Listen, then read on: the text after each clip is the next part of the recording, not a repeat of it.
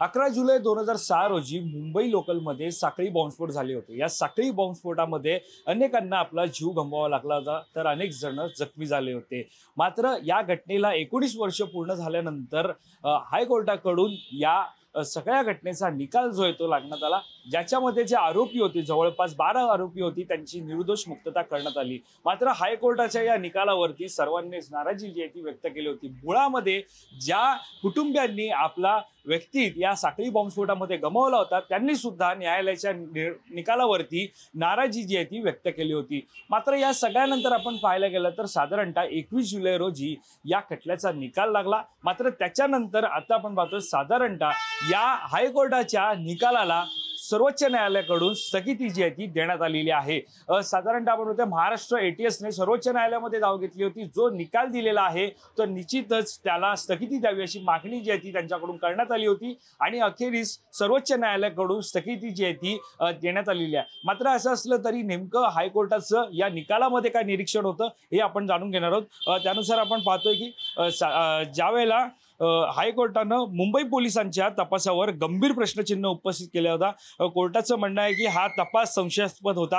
आरोपींनी अटकेनंतर 100 दिवस गुन्हा कबूल केला नव्हता। मात्र अचानक एके दिवशी काही टॅक्सी चालकांनी कोर्टात त्यांना ओळखलं जे संशयास्पद आहे। याशिवाय राज्य सरकारकडे कबुली जबाबाव्यतिरिक्त कोणताही ठोस पुरावा नव्हता, त्यामुळे सरकार आपली बाजू मांडण्यात सपशेल अपयशी ठरलं असं कोर्टानं निकाल देताना म्हटलं होतं। मात्र ज्यावेळेला कोर्टाकडून निर्दोष मुक्तता या आरोपी करण्यात आली होती त्यावेळेला सर्वत्र नाराजीचं वातावरण होतं। सर्वसामान्यांमध्ये सुद्धा नाराजीचं वातावरण होतं। ज्यांच्या कुटुंबियांनी आपला व्यक्ती गमावला त्यांनी सुद्धा नाराजी व्यक्त केली होती। त्यांचं सुद्धा म्हणणं होतं की जर हे आरोपी निर्दोष मुक्तता झालेत, निर्दोष सुटलेले आहेत, मग नेमका बॉम्बस्फोट घडवला कोणी असा सुद्धा सवाल त्यांनी उपस्थित केला होता।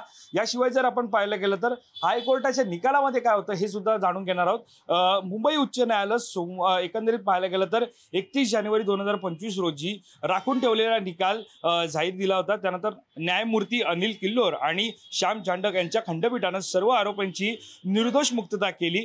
4 आरोपींना सुनावलेली फाशी आणि इतर आरोपींना सुनावलेली जन्मठेप रद्द करत सर्वांना तातडीनं कारागृहातून सोडण्याचे आदेश देण्यात आले होते।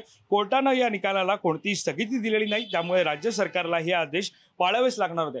त्यानुसार आपण पाहतोय की एकंदरीत हायकोर्टाचा निकाल आपण पाहिला, हायकोर्टाचं निरीक्षण काय होतं हे सुद्धा पाहिलं। त्यामुळे आरोपींची जी निर्दोष मुक्तता झाली होती त्यामुळे त्यांना तुरुंगातून बाहेर हे यावं लागत होतं। ज्याला राज्य सरकारकडून सुद्धा काहीच करता आलं नाही, त्यांना सुद्धा राज्य सरकारला सुद्धा कोर्टाचे आदेश जे ते एकंदरीत पाहायला गेलं तरी पाळावेच लागले।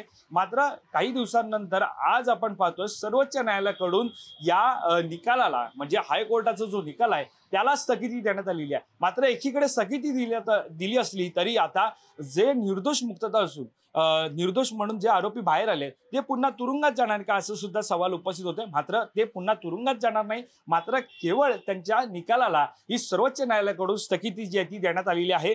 आता आपण पाहतोय की एटीएसचं म्हणणं नेमकं काय होतं हे सुद्धा आपण जाणून घेणार आहोत। साधारणतः आपण पाहतोय की महाराष्ट्र एटीएसने या प्रकरणाची तातडीने सुनावणी घ्यावी अशी मागणी न्यायालयात केली होती। तातडीने सुनावणी घेण्यामागे हे प्रकरण राष्ट्रीय सुरक्षेच्या दृष्टीने गंभीर असल्याचं त्यांनी म्हटलं होतं। उच्च न्यायालयाने साक्ष आणि पुराव्यांअभावी त्रुटी असल्याचं निरीक्षण नोंदवलं। साक्षीदारांनी अनेक वर्ष मौन बाळगले आणि नंतर अचानक आरोपींना ओळखलंय असं न्यायालयानं म्हटलं। तसेच जप्त केलेल्या आरडीएक्सच्या साखळीतही त्रुटी आढळल्या। साधारणतः आपण पाहतोय की एटीएसनं ज्या प्रकारे मागणी धरली होती त्या मागणीनुसार सर्वोच्च न्यायालयामध्ये एकंदरीत सुनावणी असेल ती एकंदरीत पार पडली आणि आज आपण पाहतोय जो निकाल उच्च न्यायालयानं दिला होता त्या निकालाला स्थगिती देण्यात आली आहे। त्यामुळे आता या सगळ्यानंतर या आरोपींबाबत नेमकं काय घडतं, मुळात जर पाहायला गेलं तर या आरोपींना पुन्हा एकदा तुरुंगात टाकणार नाही अशी सुद्धा माहिती सद्यस्थिती समोर येते। मात्र या सगळ्यावरती आता एकंदरीत सर्वोच्च न्यायालयानं उच्च न्यायालयाच्या निकालाला स्थगिती दिली